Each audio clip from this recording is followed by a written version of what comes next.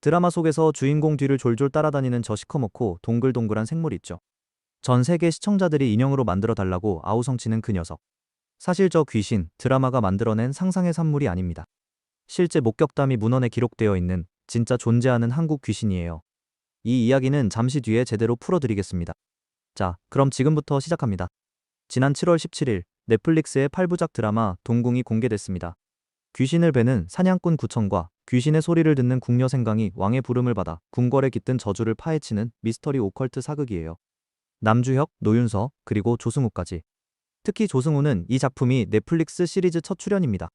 무대와 스크린을 오가며 연기의 정점을 찍은 배우가 처음으로 선택한 글로벌 플랫폼 작품이 하필 조선 오컬트였다는 것부터가 심상치 않은 신호였어요. 그리고 공개 직후 실제로 심상치 않은 숫자들이 찍히기 시작합니다.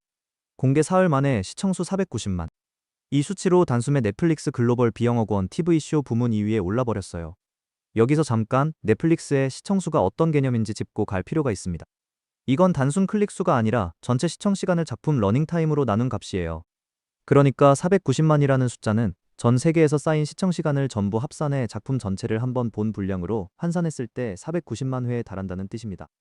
예고편처럼 스쳐 지나가는 클릭이 아니라 실제로 쌓이고 쌓인 시청 시간만이 만들어낼 수 있는 숫자라는 거예요. 전 세계에서 그 주에 공개된 모든 비영어 드라마 중에 조선 귀신 이야기가 두 번째로 많이 시청됐다는 뜻입니다. 순위 집계 사이트 플릭스패트롤 기준으로는 한국을 비롯해 태국, 말레이시아, 싱가포르, 카타르, 방글라데시 등에서 1위를 찍었고 집계 기간 동안 각국 정상에 오른 횟수만 14차례.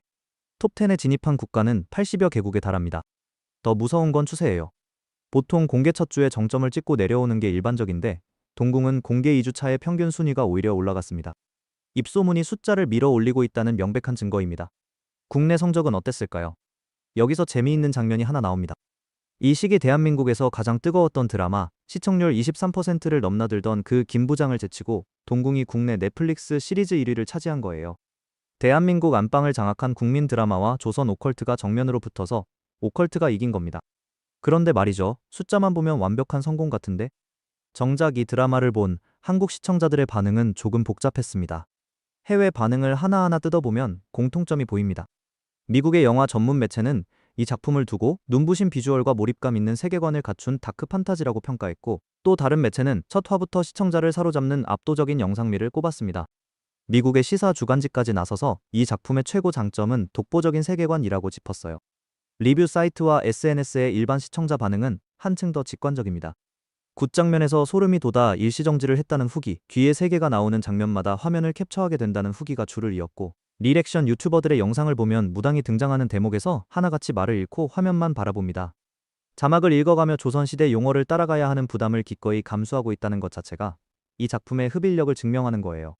자, 외국인들의 찬사를 쭉 늘어놓고 보면 한 가지가 선명해집니다. 그들이 열광한 대상은 배우의 연기도, 반전 스토리도 아니었어요.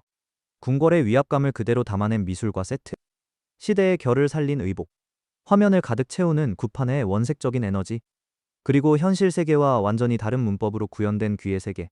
한마디로 외국인들은 한국적인 것 그 자체에 홀린 겁니다. 생각해보면 당연한 일이에요. 서양 시청자들은 뱀파이어와 좀비, 악마와 엑소시스트를 수십 년간 봐왔습니다. 그 장르 문법은 이제 눈 감고도 외울지 경이 됐어요. 그런 그들 앞에 듣도 보도 못한 존재들이 나타난 겁니다. 한복을 입은 무당이 칼 위에서 춤을 추고 연못에서 물귀신이 올라오고 궁궐 처마 밑에 정체모를 검은 생물이 웅크리고 있는 세계. 이건 그들의 어떤 데이터베이스에도 없는 그림이었던 거예요. 그런데 바로 이 지점에서 한국과 해외의 온도차가 갈리기 시작합니다. 국내 반응을 보면 호평 못지않게 아쉽다는 목소리도 만만치 않습니다. 전개가 익숙하다, 어디서 본 것 같다, 신선함이 떨어진다.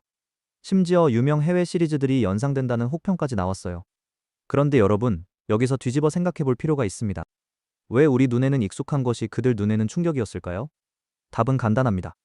우리는 이 세계관의 원주민이기 때문이에요. 처녀 귀신과 물귀신 이야기를 들으며 자랐고, 무당과 굳이 어떤 건지 굳이 설명이 필요 없는 사람들. 여름밤마다 전설의 고향을 보며 자란 세대에게 소복 입은 원기와 한 맺힌 사연은 말 그대로 아는 말입니다. 어릴 때 할머니 무릎에서 들은 이야기, 학교 괴담으로 주고받던 이야기가 전부 이 세계관의 조각들이었으니까요. 하지만 외국인들에게는요? 사극과 오컬트를 결합한 장르 자체가 그들의 세계에는 존재하지 않습니다. 유럽의 중세 판타지는 넘쳐나고 왕실을 다룬 시대극도 얼마든지 있어요. 하지만 실존했던 왕조의 궁중 미스터리에 그 땅에서 실제로 전승되어 온 토착 귀신 세계관을 통째로 얹은 콘텐츠는 지구상에서 한국만 만들 수 있는 물건입니다. 이웃 나라의 요괴물이 세계에 알려진 사례는 있지만 조선의 궁궐이라는 무대와 무속이라는 살아있는 전통의 조합은 오직 여기에만 있는 자원이에요. 그러니까 국내의 호불호와 해외의 열광은 모순이 아니라 동전의 양면인 겁니다. 우리에게 너무 익숙해서 시시해 보이는 바로 그것이 세계 시장에서는 어디서도 구할 수 없는 희소 자원이 된 거예요. 자, 그렇다면 이제 진짜 질문을 던질 차례입니다. 외국인들을 홀린 그 귀신들, 그러니까 연못 귀신, 굿판, 그리고 그 검은 생물의 정체는 대체 뭘까요? 지금부터가 오늘 영상의 진짜 본론입니다. 동궁의 세계관에는 대부분의 시청자가 놓치고 지나간 정교한 설계가 하나 숨어 있습니다. 이 드라마, 초자연적 존재를 두 종류로 엄격하게 구분하고 있어요. 하나는 귀신. 사람이 죽어서 한을 품고 이승에 남은 존재, 즉 원기입니다. 다른 하나는 귀매. 이건 사람이 죽어서 된 게 아니에요. 터에 서린 나쁜 기운이 오랜 세월 한 곳에 고이고 썩으면서 스스로 뭉쳐 태어난 완전히 다른 계통의 존재입니다. 이 구분, 제작진이 임의로 만든 게 아닙니다. 한국 무속의 세계관을 그대로 가져온 거예요. 그리고 여기서 서양 공포물과 한국 귀신 이야기의 결정적인 차이가 드러납니다. 서양의 악마는 태어날 때부터 악한 존재입니다. 그래서 해법도 하나예요. 퇴치. 성수를 뿌리고 십자가를 들이대서 지옥으로 돌려보내는 것. 엑소시스트 영화들을 떠올려 보세요.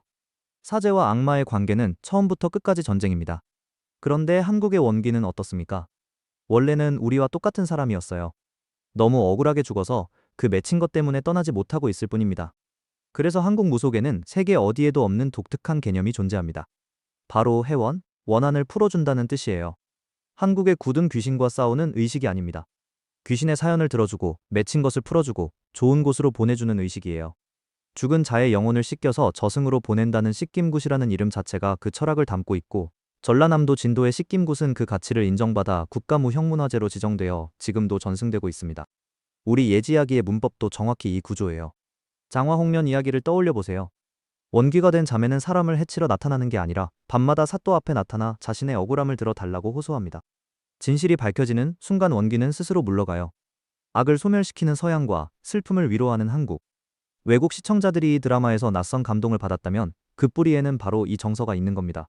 그리고 이 세계관의 두 번째 계통, 귀매 쪽에서 오늘의 주인공이 등장합니다. 아까 예고했던 그 검은 생물 이야기, 지금 시작합니다. 드라마 공개 직후 전 세계 시청자들의 마음을 훔친 건 주연 배우들이 아니었습니다. 주인공 곁을 졸졸 따라다니는 시커멓고 동글동글한 생물, 꺼먹살이었어요. 커다란 눈망울의 숫덩이 같은 몸. 해외 팬들은 조선 그루트라는 별명을 붙였고 공식 굿즈를 만들어 달라는 요청이 지금도 폭주하고 있습니다. 그런데 여러분, 영상 시작할 때 드린 약속을 지킬 시간이 왔습니다. 이 꺼먹살이 드라마 작가의 순수 창작물이 아닙니다. 2009년에 출간된 도시전승 설화자료 집성이라는 학술 문헌에 꺼먹살이 귀신이라는 이름으로 실제 목격담이 기록되어 있어요. 이름부터가 순수 우리말입니다. 꺼먹은 검다, 까맣다는 뜻의 토속어예요. 그러니까 꺼먹살이는 말 그대로 까만 녀석이라는 아이들 별명 같은 이름을 가진 귀신인 겁니다. 구전에 따르면 꺼먹살이는 밤늦은 산모퉁이에서 불쑥 튀어나와 사람을 쫓아다니는 존재입니다. 그런데 이 귀신 어딘가 엉뚱해요. 겁먹지 않고 당당하게 다가서면 슬금슬금 뒤로 물러나고 냇물을 건너지 못해서 사라져버립니다. 무섭다기보다는 어딘가 짠하고 해가 없는 녀석이에요. 흥미로운 건 이 녀석의 족보입니다. 도깨비나 불가사리처럼 수백 년 된 문헌에 기록된 전통 요괴가 아니라 비교적 근래에 입에서 입으로 퍼진 도시전설 계열로 분류돼요. 그러니까 한국은 조선시대 요괴뿐 아니라 현대의 밤길 괴담까지 구전이라는 광맥이 지금 이 순간에도 계속 생산되고 있는 나라라는 뜻입니다. 이 원형에서 제작진이 가져온 건 딱 두 가지, 꺼먹살이라는 이름과 작고 까맣다는 이미지였습니다. 양기를 받아먹는 습성이나 주인공과의 동행서사는 드라마가 새로 입힌 옷이에요. 실존 기록에 상상력을 더해 세계적인 캐릭터를 빚어낸 거죠. 여기에 소름 돋는 비하인드가 하나 더 있습니다. 화면 속 꺼먹살이는 정교한 CG로 빚어졌는데 제작진은 움직임을 자연스럽게 표현하기 위해 피부만이 아니라 뼈와 근육 조직까지 해부학적으로 설계했다고 밝혔어요. 화면에 보이지도 않는 뼈대부터 진짜 살아있는 생명체처럼 만든 겁니다. 그리고 촬영 현장에는 배우들이 눈을 맞추고 호흡할 수 있도록 실제 크기와 똑같은 모형 인형을 따로 제작해 상주시켰습니다. 화면 안에서는 디지털로, 화면 밖에서는 아날로그로 양쪽에서 공을 들여 탄생시킨 캐릭터라는 거예요. 그런데 꺼먹살이만 이런 게 아니에요. 이 드라마에 등장하는 장치 하나하나를 뜯어보면 그 뒤에 훨씬 더 깊은 기록들이 숨어 있습니다. 드라마의 발단이 되는 연못 귀신부터 볼까요? 물에 빠져 죽은 원혼이 물속에서 사람을 끌어당긴다는 수기는 한국 귀신 계보에서 가장 유서 깊은 존재 중 하나입니다. 물가마다 전해지는 수기 전설의 핵심은 늘 같아요. 익사한 원혼은 자기 대신 물에 들어올 사람을 기다린다는 것. 그래서 예로부터 어른들은 해진 뒤 물가에 가지 말라고 신신당부했고, 저수지와 강나루마다 그 동네만의 물귀신 이야기가 하나씩 있었습니다. 궁궐 연못이라는 폐쇄된 공간에 이 전승을 옮겨놓은 것이 동궁의 출발점입니다. 문안과 굿장면도 마찬가지예요. 극중 구판의 디테일, 그러니까 방울과 부채, 작두와 신칼 같은 무구들은 실제 한국 무속 의뢰의 도구들입니다.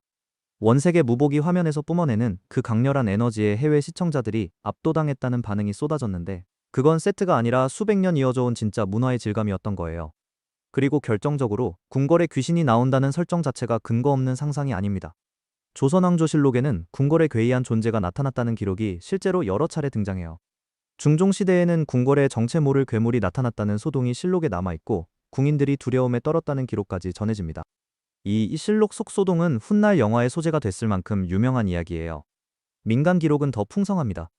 광해군 시대의 문신 유몽인이 쓴 어우야담, 조선 전기의 학자 성현이 남긴 용제총화 같은 야담집에는 당대 최고 지식인들이 진지하게 수집한 귀신 이야기가 그득해요. 당시 조선의 선비들은 괴담을 미신이라고 내치지 않고 세상에 떠도는 이야기로서 기록할 가치가 있다고 본 겁니다. 세계에서 가장 꼼꼼한 기록의 나라가 귀신 목격담까지 국가 공식 문서와 문집에 남겨놓은 거예요. 그러니까 동궁은 허공에서 지어낸 판타지가 아니라 500년치 기록 위에 세워진 드라마인 겁니다. 자, 그런데 이 지점에서 마지막 질문이 남습니다. 이 오래된 이야기들이 어떻게 2026년에 세계 상품이 될 수 있었을까요? 시계를 2019년으로 돌려보겠습니다. 그해 넷플릭스에 공개된 킹덤은 조선시대와 좀비를 결합한, 당시로서는 아무도 상상하지 못한 조합이었어요. 결과는 어땠습니까? 전 세계 시청자들이 조선의 비주얼에 매료됐고, 심지어 극중 인물들이 쓴 갓을 보고 저 놀라운 모자는 뭐냐 하며 해외 쇼핑몰에서 갓을 주문하는 진풍경까지 벌어졌습니다. 조선의 왕과 신하들이 쓰던 모자가 해외 온라인 마켓의 인기 검색어가 되는, 몇 년 전만 해도 상상조차 못했던 장면이에요. 조선이라는 시공간이 글로벌 장르물의 무대가 될 수 있다는 걸 처음으로 증명한 순간이었습니다. 그 문이 열리자 본물이 터졌습니다. 한국형 지옥도를 그린 지옥, 크리처물의 세 장을 연 스위트홈이 연이어 글로벌 차트를 강타했고, 그 사이 오징어 게임이 세운 전무후무한 기록은 한국이 만들면 일단 본다는 신뢰 자본을 전 세계 시청자들의 마음속에 쌓아 놓았어요. 그리고 극장에서는 한국 무속을 정면으로 다룬 영화 파묘가 1000만 관객을 돌파하고 해외 시장에서까지 흥행하며 K-오컬트라는 장르를 완전히 각인시켰습니다. 풍수와 이장, 무당과 대살굿이라는 자막으로 옮기기조차 어려운 소재가 국경을 넘은 거예요. 그리고 2026년 동궁이 계보의 최신판으로 도착한 겁니다. 조선이라는 무대에 이번에는 좀비가 아니라 한국 토착 귀신 세계관 전체를 통째로 올려놓은 거예요. 그러니까 동궁의 성공은 우연도 반짝 유행도 아닙니다. 7년에 걸쳐 차곡차곡 쌓인 흐름의 결과물이에요. 킹덤이 조선의 문을 열었고, 지옥과 스위트홈이 한국식 공포의 문법을 알렸고, 파묘가 무속의 매력을 증명했습니다. 세계 시청자들은 이제 조선 오컬트라는 장르를 기다리는 단계에 와 있는 거예요.